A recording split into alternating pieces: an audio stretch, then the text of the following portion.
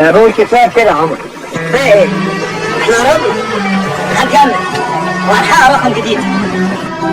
اجمد كده ولا لا بص ما تعيطش، مش عايزك كده. ها اجمد، لسه اللي جاي جامد. انا خايف اكون عافر على الفاضي، وخايف ابطل عافر.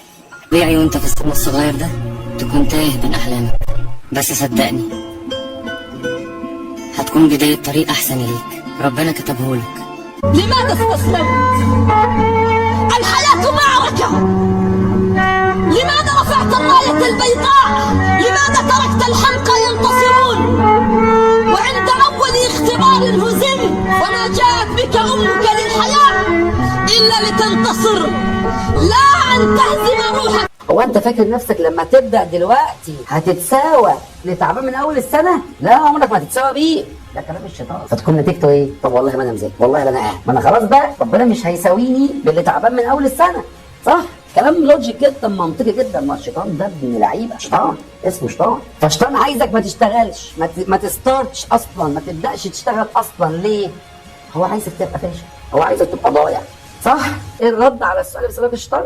عارف ايه الرد عليه؟ هو انت مين قال لك اصلا ان انت هتجيب مجموع على قد مجهودك؟ اوعى تكون بتقول يا رب مجموع على قد تعبي، تبقى مصيبه. ربنا لو اداك على قد تعبك هتلبس في الحيط. احنا كلنا مقصرين. انت بتعمل كل مجهودك، وانت بتعمل كل مجهودك بتقول ايه؟ بتقول يا رب كرمك، يا رب انا عايز على قد كرمك. هقول لك بس حاجه صغيره جدا بعدين اقلب الفيديو على طول. ما تبطلش تحاول، اوعى تبطل تحاول مهما كانت ايه الحاجات اللي بتعيقك. افضل حاول مره واثنين وثلاثه وعشرة، صدقني هتوصل مهما كان الطريق صعب، ومهما كان مستحيل، ومهما كان كل اللي حواليك مش واثقين في قدراتك. ولو قعدت 20 سنه بتحاول محاولات فاشله اكيد في مره منهم هتظبط. اوعى تبطل تحاول واوعى تيأس، وخليك دايما واثق ان الحاجه اللي انت عايزها هتاخدها طول ما انت بتحاول وفي نطاق الحلال والشرع. ما تبطلش تحاول وما تيأسش من محاولتك بس.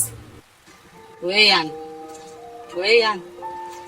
اقوم وافشل ويطلع مش نصيبي حاجات عشان اتلاقى في الاجمل، واحب قلوب وتهجرني ويندم كل من باعني.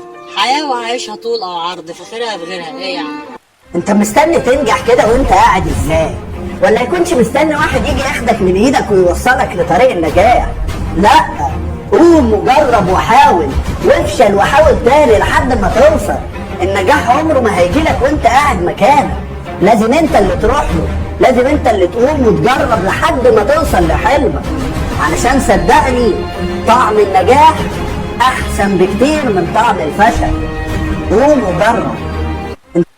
بقول لك ايه، انت هتعدي الفتره دي غصب عن الكل وهتفاجئهم ببني ادم تاني خالص. هتكسر كل توقعاتهم وكل طموحاتهم لما قالوا ان اللي زيك هيفضل طول عمره واقع. هتخسرهم كل رهاناتهم لما راهنوا عليك وقالوا هتفضل طول عمرك فاشل. هتعرفهم ان اللي زيك مش مكانه القاع، وان اللي زيك عمره ما بيستسلم. وهتعرفهم فعلا ان دي مجرد ازمه وهتعدي، وان اللي زيك الوقعه بتعلمه، وان الخبطه بتقويه، وان اللي زيك عمره ما هينهار. هتقوم على رجلك وهتفوق غصب عن الكل.